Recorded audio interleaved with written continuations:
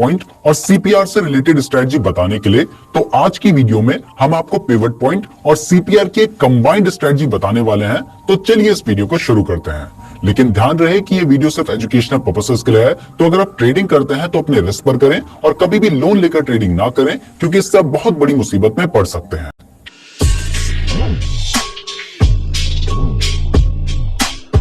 तो दोस्तों, इस स्ट्रेटजी को समझने के लिए सबसे पहले आपको समझना होगा कि पिवट पॉइंट और सीपीआर इंडिकेटर क्या होता है।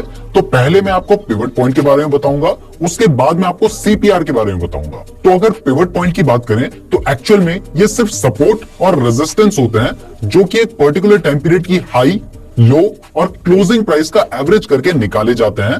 जैसे अगर आप आज का पिवट पॉइंट निकालना चाहते हैं तो आपको कल की हाई, लो और क्लोजिंग प्राइस को ऐड करके उसे 3 से डिवाइड करना होगा। इससे इनका एवरेज निकल जाएगा जो कि आपका पिवट पॉइंट होगा। ऐसे ही अगर आप वीकली या मंथली पिवट निकालना चाहते हैं तो आपको लास्ट वीक की जो हाई प्राइस है, लो प्राइस है और जो क्लोजिंग प्राइस है उसको जोड़कर उसे 3 से डिवाइड करना होगा, और ऐसे आपको वीकली और मंथली पिवट पॉइंट भी मिल जाएगा। बट अच्छी बात यह है कि ये सारी कैलकुलेशन आपको खुद से करने की जरूरत ही नहीं है, क्योंकि आजकल जो भी चार्टिंग सॉफ्टवेयर आप यूज करते हैं उसमें पिवट पॉइंट का एक इंडिकेटर होता है, जिसको जैसे ही आप लगाएंगे वैसे ही ये सारी कैलकुलेशन ऑटोमेटिकली हो जाएगी और वहां पर पिवट पॉइंट आ जाएंगे। अब ये जो पिवट पॉइंट होता है, इसको यूज करने के लिए इसके साथ ही आपको 3 सपोर्ट और 3 रेजिस्टेंस की भी जरूरत पड़ती है, जिसको भी आप फॉर्मूला के थ्रू इजीली कैलकुलेट कर सकते हैं। लेकिन उसको भी आपको कैलकुलेट करने की जरूरत नहीं है, क्योंकि पिवट पॉइंट के इंडिकेटर में ये सब कुछ इंक्लूड होता है। तो चलिए सीधा चार्ट पर चलते हैं और वहां पर मैं आपको पिवट पॉइंट का इंडिकेटर लगाकर दिखाता हूं। इस इंडिकेटर को लगाने के लिए आप चाहे जिस भी चार्टिंग सॉफ्टवेयर का यूज करते हैं, वहां पे इंडिकेटर नाम का एक सेक्शन होता है। आपने उस पर क्लिक करना है और वहां पे पिवट लिखकर सर्च करना है। जब आप पिवट लिखकर सर्च करेंगे तो यहाँ पे पिवट पॉइंट्स स्टैंडर्ड नाम का एक इंडिकेटर होगा, आपने इस पे क्लिक कर देना है। अब जैसे ही आप इस पिवट पॉइंट इंडिकेटर को लगा देंगे तो ये दिखने में बहुत ज्यादा कंफ्यूजिंग लग रहा होगा, तो आपको डरने की जरूरत नहीं है। बस यहाँ पे एक सेटिंग का ऑप्शन है, आपको वहां पर जाना है और वहां पर जाकर आप इसको थोड़ा सा इजी कर सकते हैं। तो यहाँ पे आप जैसे ही सेटिंग पे क्लिक करेंगे तो यहाँ पे सबसे पहले आप शो प्राइसेस वाले ऑप्शन को अनटिक कर दीजिएगा। उसके बाद S4 और S5 को भी अनटिक कर दीजिए और R4 और R5 को भी अनटिक करने के बाद ओके पे क्लिक कर दीजिए। जब आप ऐसा करेंगे तो ये थोड़ा सा अब पहले के कंपैरिजन में कम कंफ्यूजिंग लगेगा। अब अगर आप इसे ध्यान से देखेंगे तो आपको दिखाई देगा कि यहाँ पे एक P नाम की लाइन है जो कि हमारा पिवट पॉइंट है। इसके ऊपर R1, R2 और R3 हमारे रेजिस्टेंस हैं और S1, S2 और S3 हमारे सपोर्ट हैं। तो दोस्तों, अब आपको पिवट पॉइंट इंडिकेटर लगाना तो आ गया है, तो अब समझते हैं कि इसको यूज कैसे करना है। तो दोस्तों, पिवट पॉइंट इंडिकेटर के अकॉर्डिंग अगर शेयर की जो प्राइस है वो पिवट पॉइंट के ऊपर ओपन होती है तो बहुत ज्यादा चांसेस हैं कि उस दिन मार्केट बुलिश ही रहेगा और शेयर की प्राइस बढ़ेगी, तो आप वहां पे बाइंग कर सकते हैं। और अगर मार्केट पॉइंट के नीचे ओपन होता है तो बहुत ज्यादा चांसेस हैं कि उस दिन मार्केट बेयरिश रहेगा, तो वहां पे आप शॉर्ट सेल या फिर पुट ऑप्शन बाय कर सकते हैं। जैसे यहाँ पे आपको नजर आ रहा है कि शेयर की जो प्राइस है वो पिवट पॉइंट के ऊपर ओपन हुई थी और उसके बाद मार्केट उस दिन बुलिश रहा और शेयर की प्राइस बढ़ बढ़कर R1 तक चली गई थी। तो अगर आप चाहते तो आप इसको देखकर बाइंग कर सकते थे, लेकिन सिर्फ इसको देखकर बाइंग नहीं करनी है। इसके साथ आपको सीपीआर का भी यूज करना होगा, और वो कैसे करना है वो मैं आपको आगे बताऊंगा। पहले हम पिवट पॉइंट को अच्छे से समझ लेते हैं। तो अब ये एक दूसरा एग्जांपल देखो। यहाँ पे जो शेयर की प्राइस है वो पिवट पॉइंट के नीचे ओपन हुई थी और उसके बाद शेयर की प्राइस गिरती चली गई। तो आप चाहते तो यहाँ पे आप शॉर्ट सेल कर सकते थे या फिर आप पुट ऑप्शन बाय कर सकते थे। तो सबसे पहली चीज तो पिवट पॉइंट ये बताता है कि अगर शेयर की जो प्राइस है वो पिवट पॉइंट के ऊपर ओपन होती है तो बहुत ज्यादा चांसेस है कि उस दिन शेयर की प्राइस बढ़ती रहेगी और मार्केट उस दिन बुलिश रहेगा। और अगर शेयर की प्राइस पिवट पॉइंट के नीचे ओपन होती है तो बहुत ज्यादा चांसेस है कि उस दिन मार्केट बेरिश रहेगा और शेयर की प्राइस गिरती जाएगी। अब दूसरी चीज पिवट पॉइंट ये बताता है कि अगर शेयर की जो प्राइस है वो पिवट पॉइंट और रेजिस्टेंस 1 के बीच में है तो आप वहां पे बाइंग कर सकते हैं और R1 को अपना पहला टारगेट लेकर चल सकते हैं। अब अगर आपका पहला टारगेट अचीव हो जाता है तो उसके बाद आप R2 को अपना सेकंड टारगेट लेकर चल सकते हैं। जैसे यहाँ पर आपको टाटा मोटर्स के केस में नजर आ रहा है कि शेयर की जो प्राइस है वो R1 और P के बीच में ओपन हुई थी, उसके बाद शेयर की प्राइस बढ़ने लगी और सबसे पहले इसने R1 पे टारगेट अचीव किया और उसके बाद R1 को ब्रेक करके सीधा R2 तक इसकी शेयर की प्राइस गई। तो यहाँ पर आपको R2 तक का एक टारगेट मिल सकता था। अब इसकी अपोजिट सिचुएशन की बात करें तो अगर शेयर की जो प्राइस है वो पिवट पॉइंट और सपोर्ट 1 के बीच में है तो आप चाहें तो यहाँ पे शॉर्ट सेल कर सकते हैं या फिर पुट ऑप्शन ले सकते हैं। तो अगर आप इसमें शॉर्ट सेल करते हैं तो आपका सबसे पहला जो टारगेट होगा वो S1 पर होगा और अगर ये टारगेट ब्रेक हो जाता है तो उसके बाद आपका सेकंड जो टारगेट होगा वो S2 पर होगा। तो आप इस तरीके से यहाँ पे शॉर्ट सेलिंग या फिर पुट ऑप्शन लेकर भी ट्रेड कर सकते हैं। जैसे इस केस में आपको दिखाई दे रहा है कि यहाँ पर शेयर की जो प्राइस थी वो पिवट पॉइंट के नीचे ओपन हुई थी, उसके बाद प्राइस गिरने लगी और सबसे पहला टारगेट इसने S1 पर दिया, उसके बाद इसको भी ब्रेक कर दिया और फिर S2 पर इसने टारगेट दिया।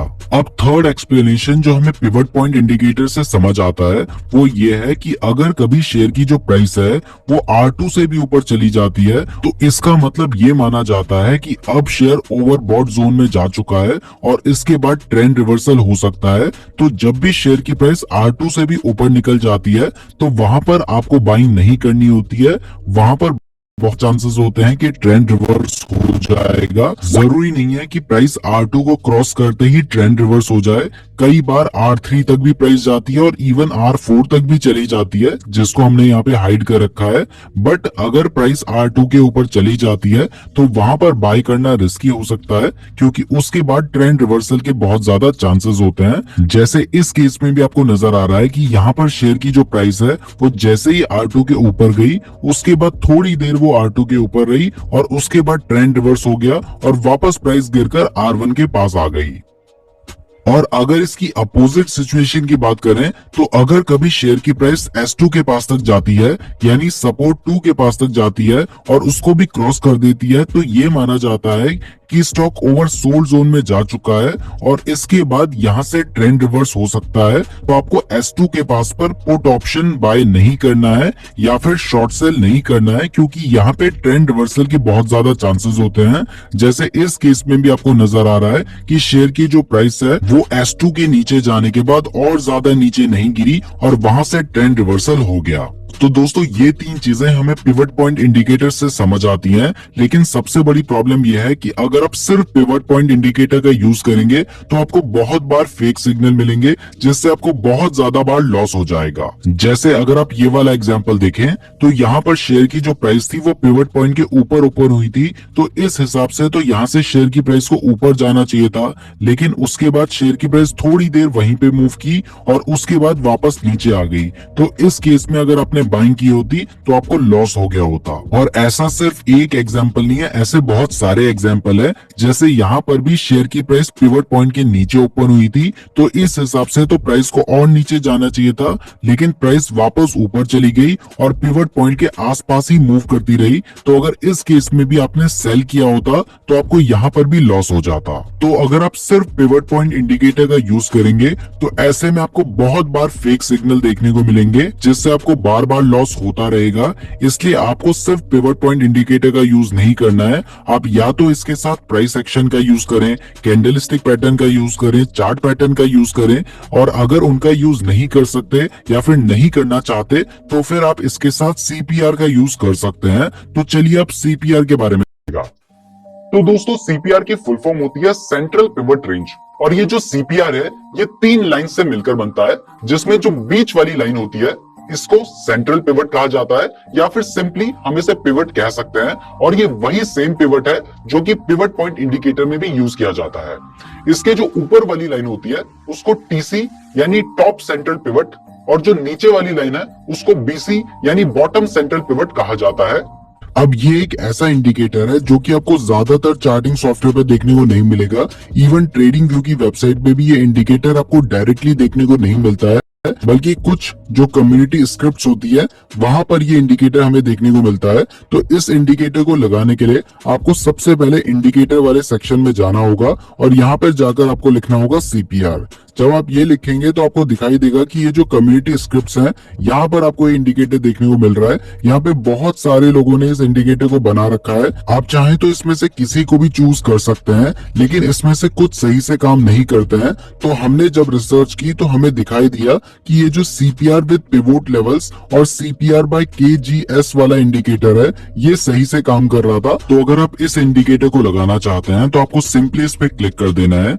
जैसे ही आप इस पे क्लिक करेंगे तो आपकी जो पूरी स्क्रीन थी और जो पूरा चार्ट था उसके ऊपर इतनी सारी ड्राइंग्स बन जाएंगी कि आपको चार्ट ही नजर नहीं आएगा और आपको कुछ भी समझ नहीं आएगा कि ये है क्या। तो इसको इजीली समझने के लिए और इसको सिंप्लीफाई करने के लिए आपको सबसे पहले इस वाले इंडिकेटर की सेटिंग में जाना होगा। इस इंडिकेटर की सेटिंग खोलने के लिए ऊपर जहाँ पे ये इंडिकेटर लगा हुआ है, आपको यहाँ पर जाना है और यहाँ पर सेटिंग का एक ऑप्शन आ रहा है, आपने इस पर क्लिक कर देना है। तो अब इस इंडिकेटर की सेटिंग खुल चुकी है। तो यहाँ पर आपको डेली पिवट के अलावा बाकी जितने पिवट देखने को मिल रहे हैं, आपको उन सबको अनटिक कर देना है। उसके बाद आपको स्टाइल वाले सेक्शन पे जाना है और यहाँ पे डेली पिवट, डेली BC और डेली TC के अलावा बाकी जितने ऑप्शन आपको देखने को मिल रहे हैं, आपने उन सबको अनटिक कर देना है।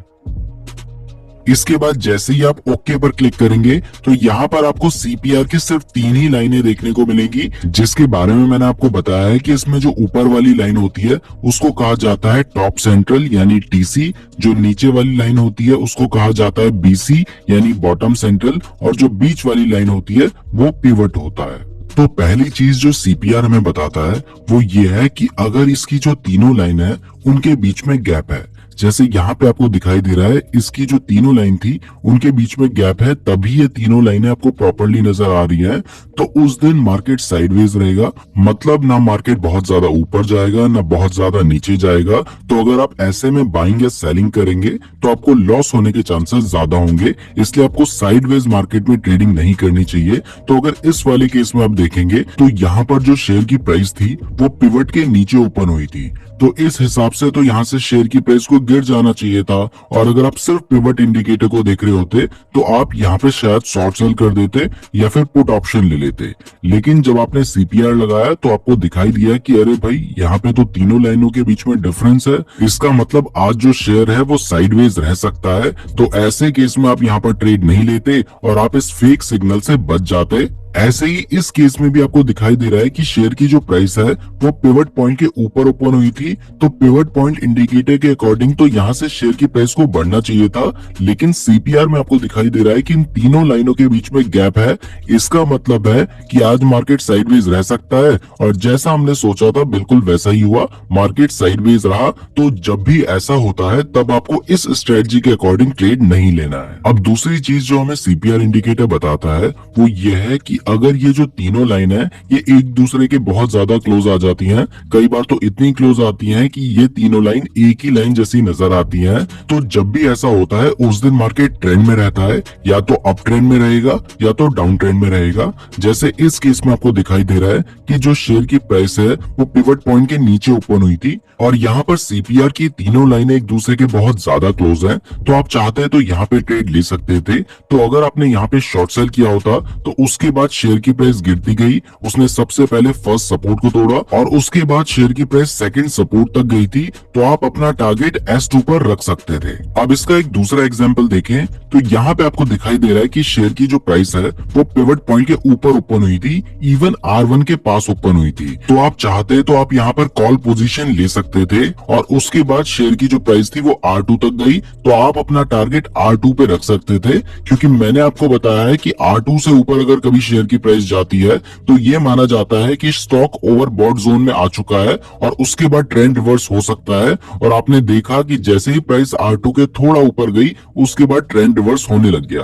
तो यहाँ पे आप अपना टारगेट R2 तक रख सकते थे, आपको R2 से ऊपर अपना टारगेट नहीं रखना है क्योंकि वहां पर ट्रेंड रिवर्स होने के बहुत ज्यादा चांसेस होते हैं। अब दोस्तों तीसरी चीज जो CPR हमें बताता है वो ये है कि अगर कभी शेयर की जो प्राइस है वो CPR को टच ही नहीं करती है, मतलब जैसे इस केस में आपको दिखाई दे रहा है CPR पूरा ऊपर है और शेयर की प्राइस पूरे दिन नीचे रही है, उसने CPR को टच ही नहीं किया है, इसको वर्जिन CPR भी कहा जाता है। तो अगर कभी ऐसा होता है तो आपको क्या करना है, आपको नेक्स्ट डे सीपीआर की जो लाइन है, जो पिछले वाले दिन की सीपीआर की लाइन है, उसको थोड़ा सा आगे को एक्सटेंड कर देना है। तो उसके बाद नेक्स्ट डे जैसे ही शेयर की प्राइस पिछले वाले दिन के सीपीआर के पास तक जाएगी, तो वहां पे ट्रेंड रिवर्स होने के चांसेस बहुत ज्यादा होंगे। जैसे इस वाले केस में आपको दिखाई दे रहा है, एक दिन पहले शेयर की प्राइस ने सीपीआर को टच नहीं किया था।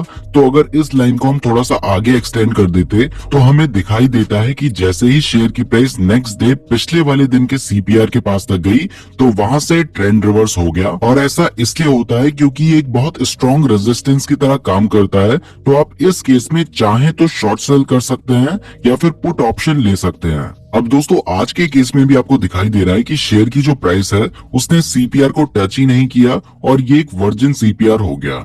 तो अब इस केस में आपको क्या करना है, आपको जो ये सीपीआर वाली लाइन है ना, इसको थोड़ा सा आगे को बढ़ा देना है। उसके बाद जैसे ही शेयर की प्राइस इस सीपीआर को कभी टच करेगी, तो बहुत ज्यादा चांसेस होंगे कि यहाँ से ट्रेंड रिवर्स हो जाएगा। तो आप चाहें तो यहाँ पे आप बाइंग भी कर सकते हैं। तो दोस्तों, अब मैं आपको एक बार समराइज करके बताता हूं कि पिवट पॉइंट और सीपीआर इंडिकेटर का यूज कैसे किया जाता है, ताकि अगर आपको कोई भी कंफ्यूजन होगा तो वो यहाँ पर क्लियर हो जाएगा। तो दोस्तों, सबसे पहला पॉइंट है कि pivot point indicator mainly intraday trading के लिए यूज किया जाता है और ये हमें मार्केट का ट्रेंड बताता है। मैंने आपको बताया था कि अगर शेयर की जो प्राइस है वो पिवट पॉइंट के ऊपर ओपन होती है, तो इस अकॉर्डिंग उस दिन मार्केट बुलिश रहेगा और उसकी प्राइस बढ़ती रहेगी। और अगर पिवट पॉइंट के नीचे ओपन होती है तो उस दिन मार्केट डाउन ट्रेंड में रहेगा और शेयर की प्राइस गिरती रहेगी। दूसरा, मैंने आपको बताया था कि अगर आप इस इंडिकेटर के बेसिस पर बाइंग करना चाहते हैं, तो वो आपको पिवट पॉइंट और R1 के बीच में करनी चाहिए, जिसमें आप R1 को अपना फर्स्ट और R2 को अपना सेकंड टारगेट लेकर चल सकते हैं। और अगर आप सेलिंग करना चाहते हैं, तो वो आपको पिवट पॉइंट और S1 के बीच में करनी चाहिए, जिसमें आप S1 को फर्स्ट और S2 को अपना सेकंड टारगेट लेकर चल सकते हैं। और थर्ड पॉइंट में मैंने आपको बताया था कि अगर शेयर की प्राइस R2 के ऊपर चली जाती है, तो यह माना जाता है कि शेयर ओवरबॉट जोन में जा चुका है। तो वहां पर आपको बाइंग नहीं करनी है, क्योंकि उसके बाद ट्रेंड रिवर्स हो सकता है और शेयर की प्राइस और नीचे गिर सकती है। और ऐसे ही अगर कभी S2 के भी नीचे चली जाती है, तो यह माना जाता है कि स्टॉक ओवरसोल्ड जोन में जा चुका है और उसके बाद ट्रेंड रिवर्स हो सकता है और शेयर की प्राइस बढ़ सकती है। अब फोर्थ पॉइंट में मैंने आपको बताया था कि पिवट पॉइंट इंडिकेटर में फेक सिग्नल्स बहुत ज्यादा मिलते हैं, इसलिए अगर आप सिर्फ पिवट पॉइंट के बेसिस पर ट्रेड करेंगे तो आपको बहुत बार लॉस भी देखने को मिलेगा। इसलिए आपको हमेशा पिवट पॉइंट के साथ या तो प्राइस एक्शन का यूज करना चाहिए या फिर एटलीस्ट सीपीआर का यूज तो करना ही चाहिए। अब सीपीआर में मैंने आपको बताया था कि अगर सीपीआर की 3 लाइंस एक दूसरे से दूर हैं, तो उस दिन मार्केट साइडवेज रह सकता है। इसलिए इस स्ट्रेटजी के आपको उस दिन ट्रेड नहीं लेना चाहिए। लेकिन अगर सीपीआर की 3 लाइंस एक दूसरे के बहुत क्लोज हैं, तो इसका मतलब है कि उस दिन मार्केट ट्रेंड में रहेगा। तो अगर मार्केट पिवट के ऊपर ओपन हुआ है, तो आप कॉल ऑप्शंस या बाइंग ट्रेड ले सकते हैं, और अगर मार्केट नीचे ओपन हुआ है, तो आप पुट ऑप्शन या शॉर्ट सेल करने का ट्रेड ले सकते हैं। इसके बाद लास्ट में मैंने आपको वर्जिन सीपीआर के बारे में बताया था, जिसमें अगर शेयर की प्राइस सीपीआर को टच नहीं करती है, तो आपको पिवट लाइन को एक्सटेंड करना है और फिर नेक्स्ट डे वो जो पिवट लाइन है वो एक स्ट्रॉन्ग रेजिस्टेंस या सपोर्ट की तरह काम करेगी, डिपेंडिंग ऑन द सिचुएशन। तो दोस्तों, अब ये सब दोबारा बताने के बाद मुझे लगता है कि आपको पिवट पॉइंट और सीपीआर से रिलेटेड सभी चीजें क्लियर हो गई होंगी। पर ध्यान रखें कि इन दोनों को कंबाइंड करने के बाद भी कई बार आपको फेक सिग्नल्स मिलेंगे, इसलिए बिना किसी रिस्क मैनेजमेंट की ट्रेडिंग मत कीजिए। और अगर आप इसके साथ कैंडलस्टिक पैटर्न का यूज करेंगे, तो इससे आपको और बेटर रिजल्ट्स मिल सकते हैं।